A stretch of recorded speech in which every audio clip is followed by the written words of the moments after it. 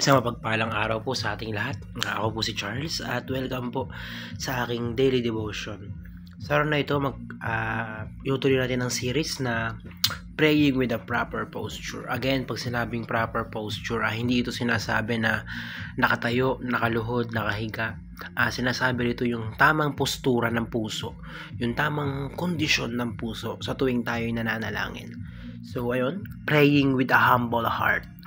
So, 2 Chronicles chapter 7 verse 14 ang sabi rito, "If my people who are called by my name will humble themselves and pray and seek my face and turn from their wicked ways, then I will hear from heaven and I will forgive their sin and will heal their land." Sa Tagalog, ngunit kung ang bayang ito ay nagtataglay ng aking karangalan, ay magpapakumbaba, manalangin, hanapin ako at talikuran ang kanilang kasamaan. Papakinggan ko sila mula sa langit. Patatawarin ko sila sa kanilang mga kasalanan at muli kong pasasaganahin ang kanilang lupain. So ito yung sinabi ng Panginoon dun sa bayan ng Israel, na kasi ngayon that time, yung panahon yan, makulit. Kumbaga palaging sumusuway sa Panginoon yung bayan ng Israel, kaya kung ano-ano pinapadala doon na sakit, na kung anong kaparusahan, something like that. And sabi ng Panginoon na kapag kayo ay nananalangin ulit, kapag kayo ay bumalik sa akin, pagagalingin ko kayo at ang inyong bayan. So ayun, punta tayo sa unang teaching. Ang sabi, we are naturally inclined toward corruption.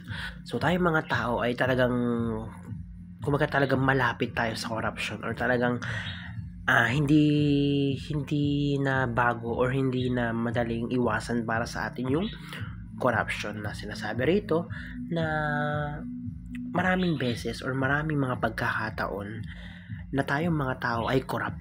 Hindi lang yung mga nasa politiko or hindi lang yung mga opisyal ng gobyerno, pati na rin tayo mismo na mga tao. So sa mga pamamagitan ng pera, sa pamamagitan ng ari-arian, tayong lahat ay corrupt, no? Sa ikalawang teaching, ang sabi rito, we need humility and repentance. So ito na yon.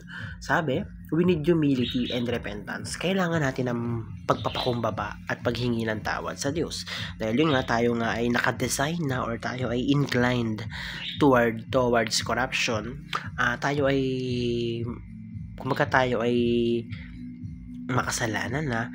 Kailangan natin ng humility at repentance. Kailangan natin magpakumbaba na, Lord, ako ay makasalanan. Lord, ako ay corrupt.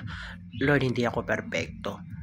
Humihingi ako ng tawad. Humihingi ako ng sorry. So, yun yung pinakakailangan natin. Yung pagpapakumbaba sa Panginoon at yung paghingi ng tawad sa Kanya. Sa ikatlong teaching, ang sabi dito, God is willing to bless the nation.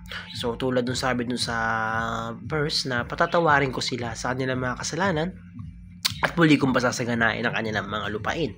So, from itself, willing naman ang Panginoon na i-bless or pasaganahin ang isang bansa or ang isang lugar.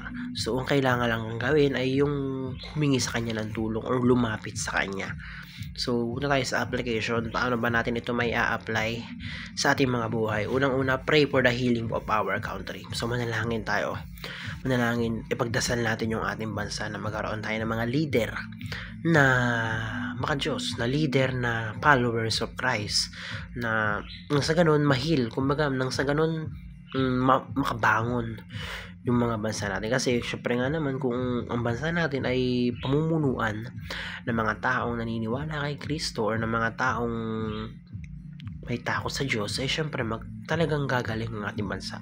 Sa ikatlawang application, ang sabi nito, humbly repent before God. So, be humble, magpakumbaba. Tanggapin mo sa sarili mo na tayo ay makasalanan. Tanggapin mo sa sarili mo na makasalanan ka, na marami ka nagagawang kamalian. Kaya humingi ka ng tawad sa Diyos. Magpakumbaba ka.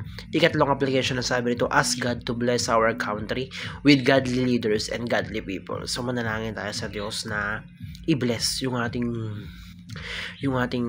lugar or yung ating bansa, na magkaroon ng mga leader na tagasunod ni Kristo, tagasunod ng followers. Nang sa ganun ay mapamunuan nila na maigi na maganda yung bansang Pilipinas. Ano?